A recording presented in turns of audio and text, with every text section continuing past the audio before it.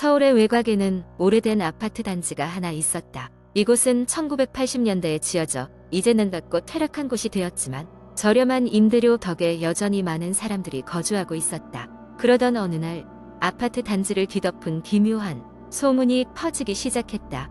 몇몇 주민들이 이상한 소리를 듣기 시작했다는 것이었다. 처음에는 밤이면 어딘가에서 아기 울음소리가 희미하게 들리곤 했다.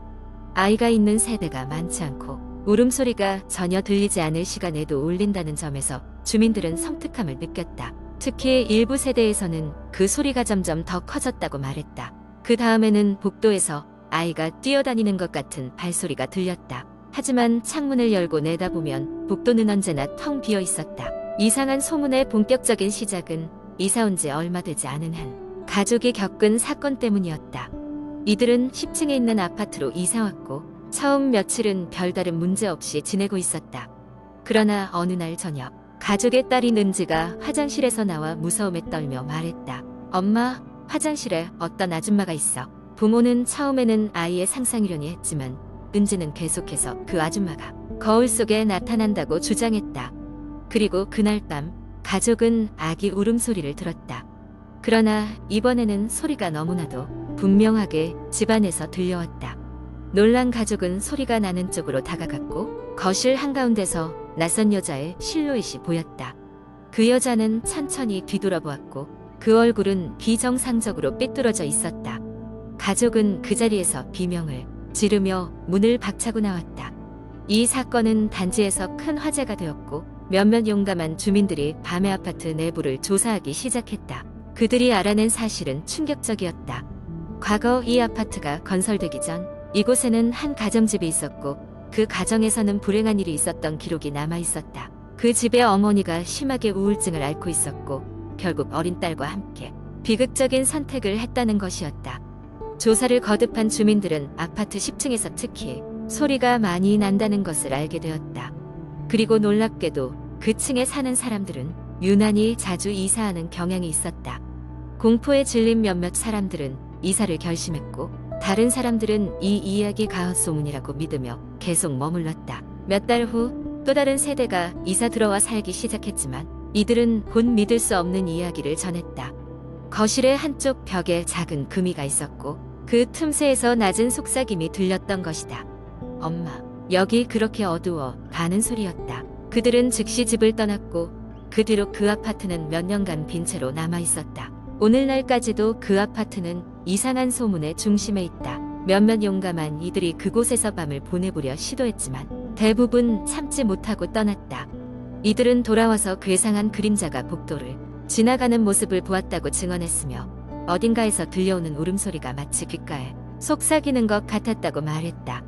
아파트 단지는 여전히 그 자리에 있지만 그 소문은 쉽게 사라지지 않았다. 모두는 이 이야기의 진실을 알 수는 없지만 그곳을 방문한 사람들은 어느 누구도 그 비밀스러운 어둠을 완전히 부인할 수 없었다고 전해진다. 지금도 가끔씩 그 아파트를 바라보면 어둠 속에서 불빛이 깜빡이는 모습을 볼 수 있다고 말하는 사람들이 있다. 그러나 그 누구도 그 불빛의 주인을 찾지 못했다.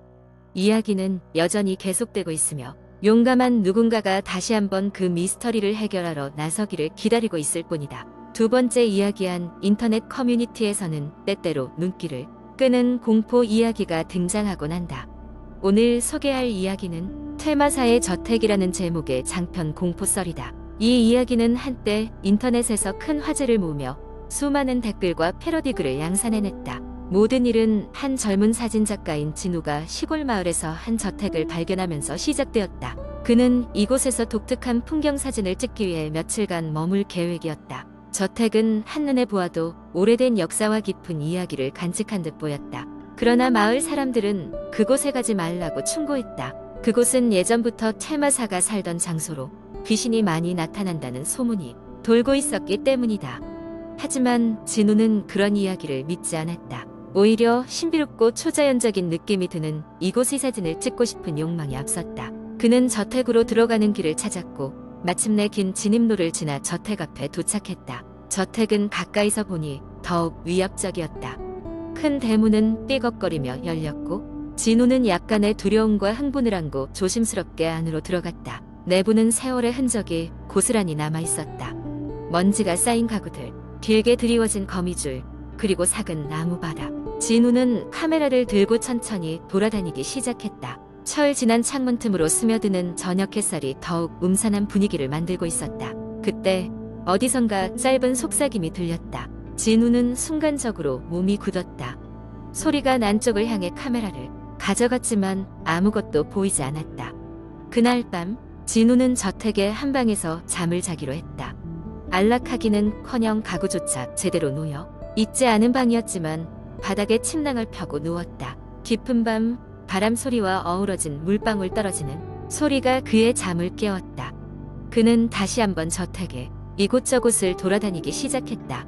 복도를 지나다니던 중 그는 문틈 사이로 누군가의 시선이 느껴졌다. 두려움이 엄습했지만 용기를 내어 문을 열어보니 그곳에는 아무도 없었다. 그러나 이상한 일은 이게 끝이 아니었다. 저택에 머무는 동안 진우는 계속해서 알 수 없는 존재감과 소리에 시달렸다. 판자로 된 계단을 오를 때마다 따라오는 무거운 발걸음 소리, 밤이면 점점 가까워지는 속삭임, 그리고 그림자처럼 스쳐가는 형체들까지. 진우는 결국 마지막 날 저택의 지하로 내려갔다. 오래된 장식물로 가득 찬 그곳에서 그는 한 권의 낡은 일기장을 발견했다. 일기장에는 이 저택에 살았던 퇴마사의 기록이 적혀 있었다. 그는 이곳에서 수많은 영혼들을 달래고 쫓아내기 위해 평생을 바쳤으며 그 과정에서 수많은 저주와 원한을 뒤집었었다고 했다. 그리고 마지막 몇 장에는 이렇게 적혀 있었다. 이 저택을 떠나는 날이 오면 그동안 봉인해 놓은 모든 혼령들이 깨어날 것이다. 진우는 급히 저택을 빠져나왔다. 그리고 마을 사람들의 이야기가 단순한 미신이 아니라는 것을 깨달았다. 그는 저택의 사진들을 모두 지웠지만 그곳에서 느꼈던 기이한 경험들은 쉽게 잊히지 않았다. 마을로 돌아온 그는 주민들과 이야기를 나누며 저택의 존재가 단순한 전설 이상이라는 것을 확신하게 되었다. 그 이후로 저택은 다시 깊은 숲속의 고요한 그림자로 남았다. 그러나 진우는 아직도 가끔씩 꿈속에서 그 속삭임을 듣곤 했다. 마치 아직 끝나지 않은 이야기처럼 저택의 비밀은 여전히 그의 마음속 깊은 곳에 남아 있었다. 세 번째 이야기. 어느 날 밤 나는 오랫동안 연락이 끊겼던 친구로부터 전화 한 통을 받았다. 그는 다소 다급한 목소리로 최근에 새로 이사한 집에서 이상한 일들이 벌어지고 있다며 도움을 청했다. 나는 친구의 부탁을 거절할 수 없어 바로 그 집으로 향했다. 집에 도착했을 때 그는 나를 반갑게 맞아주었지만 그의 얼굴에는 불안감이 역력했다. 집 내부는 생각보다 오래된 느낌이었고 곳곳에는 낡은 가구들과 함께 먼지가 쌓여 있었다. 그는 나를 거실로 안내하며 최근에 자신이 경험한 기묘한 사건들을 이야기하기 시작했다. 우선 밤마다 정체불명의 발소리가 복도를 따라 걸어오는 소리가 들린다며 처음에는 층간소음이라 생각했지만 점점 그 소리가 자신의 문 앞까지 다가오는 것을 느꼈다고 했다. 문을 열어 확인해보면 그곳에는 아무도 없었고 오히려 불길함만이 남는다고 했다. 또한 어느 날 새벽에는 거실에 켜져 있던 TV가 혼자서 돌아가고 있던 적도 있었다. 그가 TV를 껐음에도 불구하고 다시 전원이 켜졌던 것이다. 화면에는 흑백의 노이즈가 가득했으며 간혹 그 틈에서 알아들을 수 없는 속삭임 같은 소리도 들렸다고 했다. 가장 소름 끼친 것은 몇 주 전의 사건이었다. 깊은 밤 잠에 들려던 찰나 누군가가 자신의 방 안에서 자신을 쳐다보고 있는 기분이 들어 눈을 떴다고 했다. 방의 구석에서 형체가 모호한 그림자가 자신을 응시하고 있었던 것이다. 그는 잠시 몸이 굳어져 움직일 수 없었고 마음을 가다듬고 불을 켜자 그 그림자는 사라졌다고 했다.